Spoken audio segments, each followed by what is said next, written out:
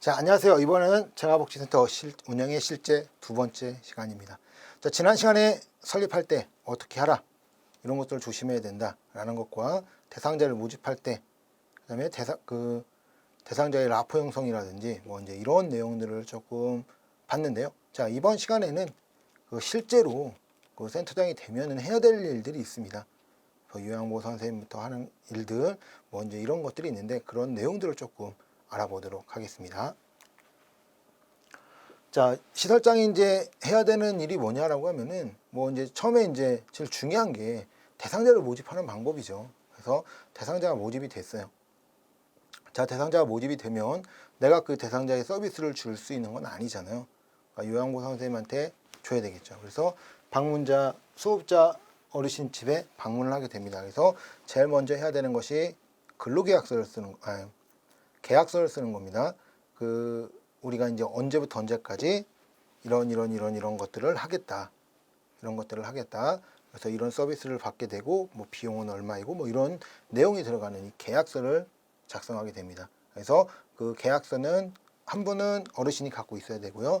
한 분은 기관에서 갖고 있어야 됩니다. 그래서 꼭 계약서는 꼭 갖고 계셔야 되고, 계약서를 작성하게 되면은 자, 요양보호 선생님들을 파견시켜야 되겠죠. 요양보호 선생님을 파견시켜서 그 요양보호 선생님들에게 대한 내용들도 이야기해주는. 파견시켜 바로 이렇게 혼자 보내냐? 그런 건 아니라는 거예요. 혼자 보내는 것이 아니라 어떻게 해야 돼요? 같이 갑니다. 같이. 요양보호 선생님과 같이 가서 이제 내일 뭐 오늘부터 서비스를 받는다 그러면 오늘 가면 안 되겠죠. 그 전에 가야 되겠죠. 뭐 어제라든지 그제라든지 가서 뭐 예를 들어서 이제 내일부터 서비스 들어간다라고 하면 오늘 가서, 자, 어르신 이제 내일부터 오실 요양보호 선생님입니다. 그러면서 요양보호 선생님에 대한 설명을 해드리고 이런다라고 이제 서로 얼굴로 인사시켜줘야겠죠. 그래서 인사시켜주고 이제 그것도 업무 중 하나입니다. 꼭 하셔야 되는 업무요. 그 근로계약서 쓰는 것도 마찬가지지만 요양보호 선생님이 바뀔 때 요양보호 선생님 와서 소개시켜 줬는지 안 소개시켜 줬는지 이런 것도 중요한 내용입니다.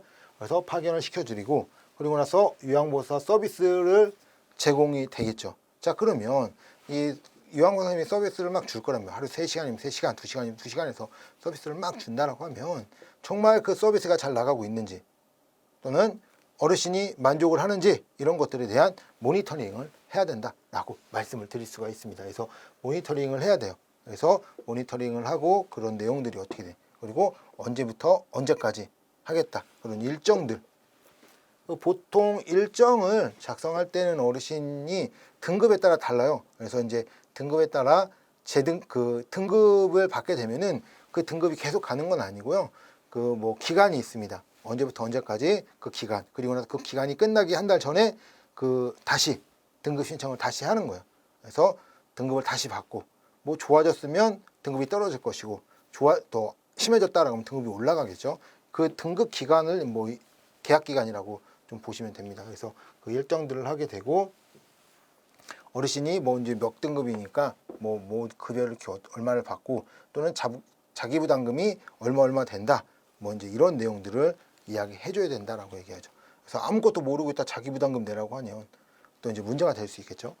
안 낸다고 할 수 있으니까요. 그래서 자기 부담금이 얼마인지 뭐 이런 내용들, 서비스 제공은 어떤 것을 하고 파견 사업을 하게 되고 서비스 제공은 어떤 게 나가고 그리고 이제 그 모니터링을 하게 되고요. 일정들, 뭐 급여는 뭐 등급이 있으니까 하루에 몇 시간, 뭐 2시간을 받으면 얼마, 3시간을 받으면 얼마다.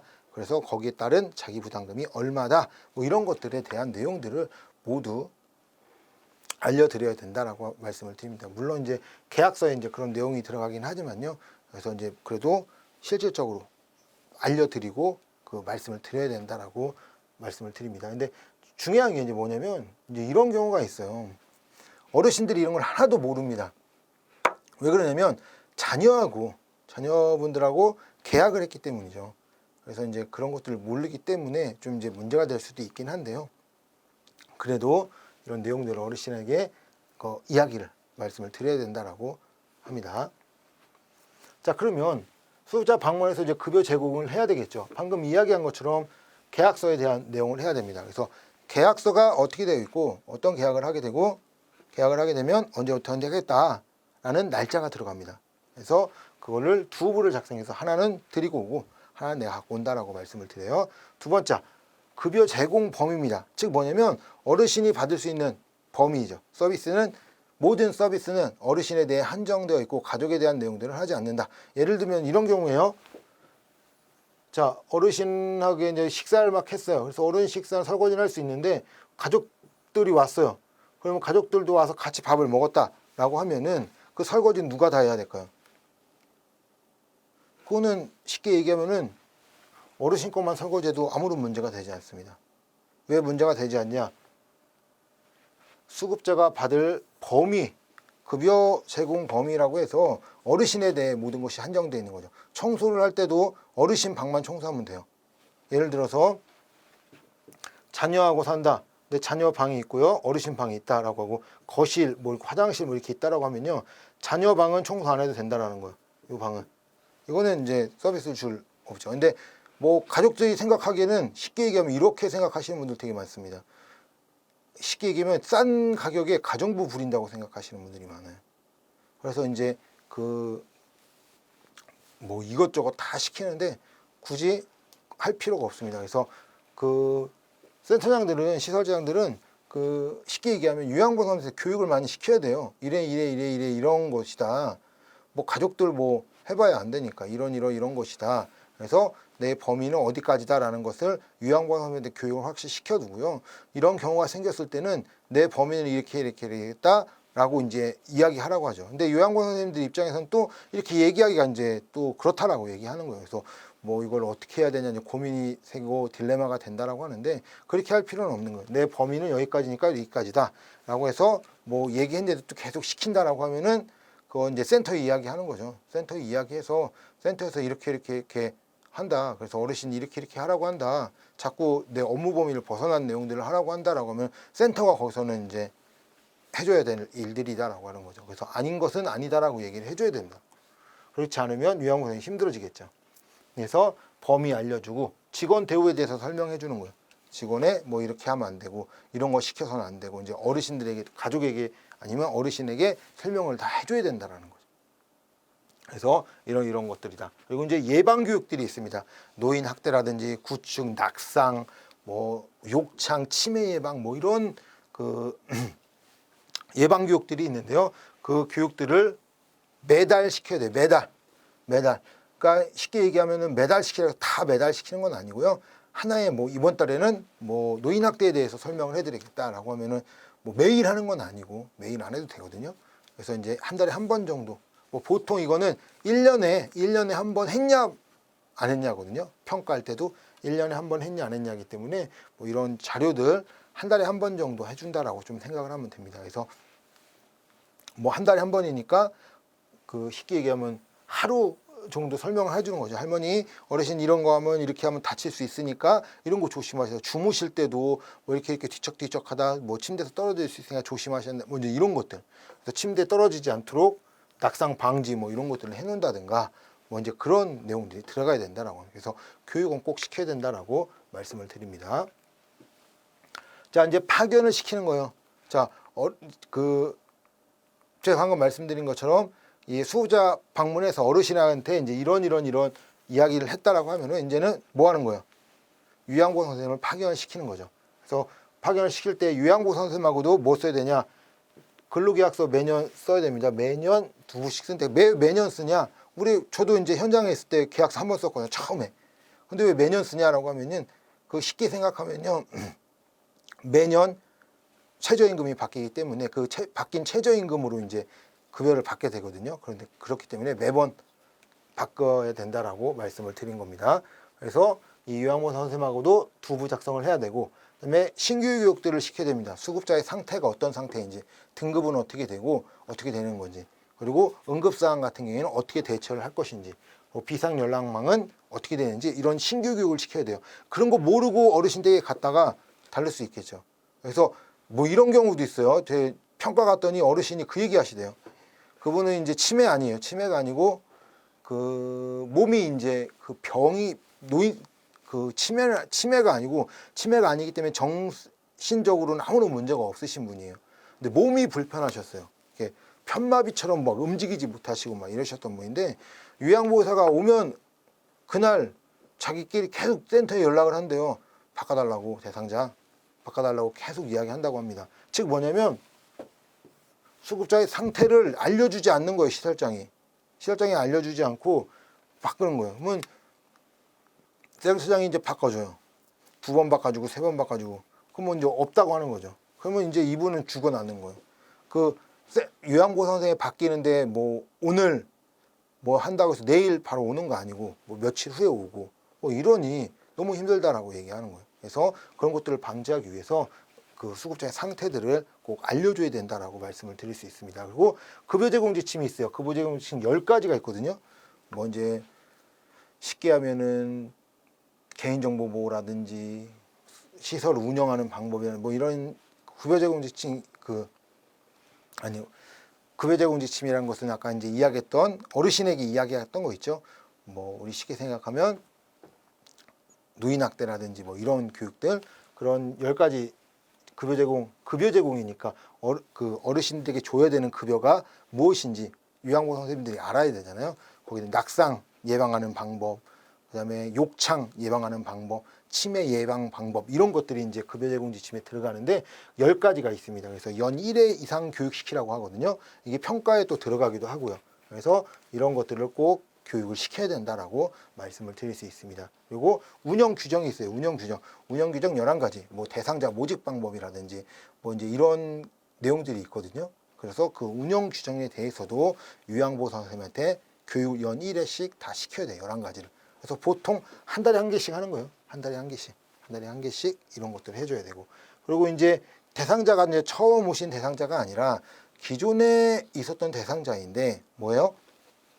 쉽게 생각하면 요양보호사 선생님이 바뀌는 거죠. 뭐 퇴사를 했다거나 아니면 요양보호사 선생님하고 클라이언트 라포 형성이 안 돼요. 라포 형성이 안 돼서 서로 싸우고 뭐 이제 그럴 수 있겠죠. 그래서 요양보호사 선생님 계속 바꿔달라고 그래. 그러면 바꿔줄 수밖에 없겠죠. 그래서 그때는 인수인계를 해야 된다라는 거예요. 인수인계. 그래서 인수인계도 마찬가지예요. 그 수급자의 상태가 어떤 상태인지, 뭐 똑같이 뭐 응급상황 이런 대처법, 비상연락망 또는 뭐 수급자의 건강 상태, 그리고 그 집에 가면은 생활 환경은 어떤지, 그리고 뭐 특이 사항들이 무엇이 있는지, 뭐 이런 거 있죠. 특이 사항 정말 힘들었던 거 요양보호사 선생님이 이제 평가 갔던 요양보호사 선생님이 정말 우시면서 이야기했던 게 뭐가 있었냐면 특이사항에 들어가는 건데, 어르신은 힘들지 않대요. 어르신 되게 잘하는데 그 자녀분이 그 정신장애가 있는데 폭력성이 너무 심한 거예요. 막 때리고 막 칼로 막 위협하고 막 그런다고, 바꿔달라고 했는데도 막 조금만 참아라 막 이제 이런다고 했었는데, 그런 것들이 이제 알아야 된다고 해요. 근데 만약에 제가 모르겠어요. 그 뭐 센터에서는 무슨 문제가 있는지, 뭐 센터에서도 이제 무슨 뭐가 있었는지 모르겠지만, 저는 제 생각에는 그것은 당연히 요양보호사 선생님을 파견하면 안 된다고 생각을 하는 거죠. 왜 그러냐면 요양보호사 선생님의 이제 신변 위협이 있기 때문에 그런 경우는 좀 안 좋다라고 말씀을 드릴 수 있겠죠. 그리고 그분도 그 자녀분도 뭐 다른 서비스를 받을 수 있도록 해야 되겠죠. 장애가 있고 뭐 이러니까 그런 위협적인 행동을 할 때 그런 것들이 좀 들어가야 된다라고 말씀을 드릴 수 있습니다. 그래서 특이 사항이 무엇인지 이런 것들을 설명해 줘야 된다라고 말씀을 드립니다. RFID라는 이제 이 서비스가 있어요. 이게 뭐냐면 태그입니다. 태그. 그래서 핸드폰으로 태그, 출퇴근할 때 뭐 그 출근했다 퇴근했다라고 하는 이걸 태그를 찍는 게 있어요. 핸드폰에. 그래서 핸드폰으로 접촉하는 RFID를 이제 관리를 하게 되는데, 참 이것도 되게 웃긴 일들이 많아요. 이거를 어디다 붙이게 되냐면 문에다 붙이게 돼 있어요. 문. 우리 문. 그래서 이렇게 신용카드처럼 하나 딱 돼 있어요. 딱 붙여놓습니다. 접착제로 떨어지지 않게. 그래서 오면은 핸드폰으로 딱 대요. 그러면 띡 해갖고 언제 왔다고 딱 찍혀요. 그리고 갈 때도 그 만약에 2시간이다 그러면 2시간 이후에 카드를 딱 태그를 하는 거예요. 그러고 갑니다. 그러면 출퇴근이 된 거예요. 자, 그랬더니 이거는 이제 공단에서 이제 불법 사례로 이제 잡은 건데, 이 문짝이 이렇게 돼 있잖아요. 경첩이 딱 있어서 문짝을 띄워버린 거야. 문짝을 띄워서 센터에 문짝 갖다 놓습니다. 그래서 거기서 앞에서 시간 되면 찍고 또 태그하고, 이게 한번 걸렸었죠. 그런 것들처럼 그러면 안 된다라는 거예요. 이런 불법적인 행동들, 이런 것들 태그 접촉이 이제 되는데 그런 불법적인 행동들도 하고 있었다라고 말씀을 드릴 수 있습니다. 그리고 이제 센터에서 뭐 이렇게 하는 행동들이 있잖아요. 공단이 모를 거라고 생각하는데 공단 다 알고 있습니다. 공단 다 알고 있고 그 뭐 이제 확실한 물증이라고 하죠. 이거는 이제 100% 빼도 박도 못할 그 물증이 있을 때 고소를 하게 돼요. 그러고 나서 이제 환수 조건 들어가는데 그거 이제 조사하고 그거 찾고 있는 겁니다. 그래서 뭐 어느 정도 뭐 이제 알고 있긴 한데 어느 기관이 뭘 한다 뭐 알고 있긴 한데 그 100% 이제 그 발뺌하지 못하는 그 정보를 찾기 위해서 좀 더 이제 넘어가는 거지. 기관들도 많이 알고 그 기관이 하는 것들 그 공단에서 많이 알고 있다라고 좀 생각하시면 됩니다. 자, 일정이 있습니다. 일정 알려줘야 되겠죠. 일정 그 서비스 전에 언제부터 이렇게 합니다라고 알려줘야 하고요. 그리고 전송은 이제 변동이 있을 때, 자, 우리 이렇게 되고 이렇게 됩니다. 뭐 이제 이런 어르신들에게 알려주고 이런 관리들도 해야 됩니다. 그러고 나서 그 사이트가 있어요. 노인 장기요양보험 그 들어가는 사이트가 있는데 그 사이트에 뭐 A라는 어르신이 9시부터 뭐 12시까지다 라고 원래 하고 있었는데 이게 변경됐어요. 그래서 10시부터 13시까지다 이런 것들을 다 입력해 놔야 된다라고 말씀을 드릴 수 있습니다. 그래서 그것을 입력하지 않으면 나중에 문제가 될 수 있는 게 그 태그 했잖아요. 뭐 물론 뭐 태그하고 뭐 이제 이렇게 해서 뭐 쉽게 얘기하면 9시부터 해서 10시에서 1시까지로 바뀌어서 뭐 10시부터 1시까지 갔는데 뭐 그 기간에는 9시부터 12시다 뭐 해서 이제 문제가 되지는 않아요. 어차피 3시간을 했기 때문에 문제가 되지는 않는데 그래도 이제 이런 것들에 대해서는 다 수정을 해놔야 된다라는 거예요. 나중에 꼬투리 잡힐 수 있으니까 이런 것들 다 일정 날짜, 뭐 기간, 뭐 쉽게 얘기하면 보호자 전화번호, 주소 이런 것들 다 바뀐 것들 다 그때그때 해야 된다라는 거죠. 그래서 그 센터장들도 그런 것들이 잘 되는지 안 되는지 확인해야 된다라고 말씀을 드립니다. 그다음에 본인 부담금, 만약에 본인 부담금을 얼마나 냈다라고 하면은 거기에 따른 매달 명세표를 드려야 됩니다. 자, 가족요양이 있어요. 이제 저는 이제 솔직히 가족요양이라고 얘기하는 것은 이게 법에서 보면은 가족요양을 할 수 있는데 어디서 가족요양을 할 수 있냐라고 하면 뭐 섬, 산간 지역 이렇게 이제 서비스를 받을 수 없을 경우 가족요양이 가능하다라고 이제 이야기를 합니다. 근데 초창기에 이제 가족요양이 많이 됐는데 지금 이제 가족요양이 좀 많이 안 돼요. 예전에 불법적인 행동들이 많았죠. 즉 뭐냐면 서비스 주질 않는 거예요. 뭐 예를 들어서 시어머니, 뭐 며느리가 시어머니를 뭐 한다고 가족요양 신청해 놓고 돈만 받아가고 있는 거예요. 서비스 주지 않고. 자, 그렇기 때문에 이 가족요양이 이제 시간이 좀 많이 줄어들었는데요. 이 가족요양은 말 그대로 수급자의 가족의 요양보호사가 있어가지고 그 요양보호사가 그 가족에게 서비스를 주는 것이 가족요양이다라고 말씀을 드릴 수가 있습니다. 그래서 매월 20일 범위 안에서 1시간 이하로 급여를 제공합니다. 즉 뭐냐면 20시간이 들어간다는 거예요. 20시간 정도의 그 가족요양으로 예전에는 다 똑같이 점수를 줬었어요. 시간을 똑같이 줬었는데 계속 이런 불법적인 사례들이 나타나니까 뭐 2시간을 뭐 2시간에서 뭐 이제 뭐 2시간, 1시간 반, 뭐 1시간에서 이제는 1시간까지밖에 뭐 10시간을 해도 1시간밖에 인정을 못 받는다라고 얘기하는 거죠. 자, 20일을 초과하여 한 달로 산정할 수 있으며 시간도 1시간이 아닌 1시간 30분까지 산정할 수 있는데요. 65세 이상인 요양보호사가 그 배우자에게 요양급여를 제공하는 경우 그 1시간 30분을 늘릴 수 있고요. 자, 장기요양 인정주사표에 행동 변화 영역이 있어요. 그래서 이제 이 치매도 이제 많은 증상들이 있잖아요. 그래서 치매도 많은 증상들이 있는데 그 증상 중 1, 8, 10, 18 항목이에요. 거기에 예라고 표시되어 있을 수도 있어요. 그 치매를 그 등급을 받을 때 이분들은 이런 것들이 있다라고 이제 인정조사표라든지 이런 치매에 표시된 경우에 1시간 반이 가는데 1시간 반을 받을 수 있는데요. 그게 뭐냐라고 하면은 1, 8, 10, 18이었잖아요. 사람이 무엇을 훔쳤다고 믿거나 자기를 해하려고 한다는 잘못된 믿음이 있거나 화를 내거나 폭행하는 위협적인 행동을 하거나 물건을 망가뜨리거나 부수거나 공동장소에서도 그냥 옷을 막 벗거나 이런 행동들을 하시는 분들이 계세요. 그 치매 어르신들 중에 그런 분들. 그래서 이제 치매도 원래 이제 제가 말씀드렸지만 치매도 두 분류라고 그랬어요. 착한 치매와 나쁜 치매. 그러니까 착한 치매는 그냥 할머니들 그냥 온순해요. 그냥 기억만 없을 뿐이지 그냥 온순히 있는 그런 할머니들을 이제 착한 치매라고 얘기하고요. 뭐 물론 할머니만 그럴 수 있는 것은 아니고 할아버지도 그럴 수 있어요. 그래서 할머니든 할아버지든 방금 말씀드린 것처럼 그런 폭력성이 보이지 않고 이런 분들은 그 방금 말씀드린 것처럼 뭐라고요? 착한 치매다라고 얘기하는데 이 폭력적인 행위들을 나타내는 어르신들은 이제 그렇진 않죠. 그래서 기피 대상이 되시는 분들이 이 폭력적인 행동들을 하시는 분이 기피 대상이다라고 하죠. 싫어하십니다. 그래서 센터에서도 그렇게 많이 싫어한다라고 말씀을 드릴 수 있습니다. 이런 분들에게는 아까 말씀드린 것처럼 1시간 반이 가능하다. 그러나 그 가족에 있는 요양보호사 자격증은 있어야 돼요. 자격증 이런 게 이제 있는데 요양보호사가 다른 직업을 갖고 있으면서 내가 이제 가족 요양을 한다라고 하면 안 된다라는 겁니다. 그럴 경우에는 급여가 산정되지 않고요. 방금 이야기는 근무한 시간이 160시간 이상인 경우에도 산정을 받을 수 없다라고 말씀을 드릴 수가 있습니다. 그래서 다른 직업이 있다 하더라도 뭐 시간이 160시간 이하로 돼야 되고요. 그런 직업이 있으면 안 된다라고 이야기하는 겁니다. 뭐 당연히 그럴 것이 다른 곳에서 일을 하고 와서 요양을 준다라는 것이 힘들 수 있겠죠. 그렇기 때문에 인정을 안 해준다. 근데 또 하시는 말씀들이 또 뭐냐? 가족요양 어르신들 하는 게 뭐냐면 그렇다고 해서 우리가 대단하게 서비스를 안 주냐? 그런 건 아니지 않느냐. 그래서 나는 그분이 그랬어요.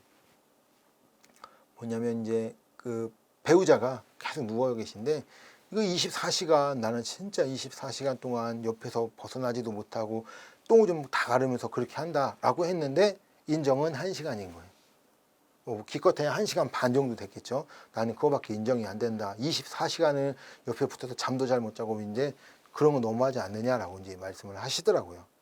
너무하긴 하지만 뭐 이제 그거는 또 다 케이스 바이 케이스라 좀 애매하다라고 이야기하는 거죠. 자, 시설장은 상근해야 돼요. 상근. 무조건 상근입니다.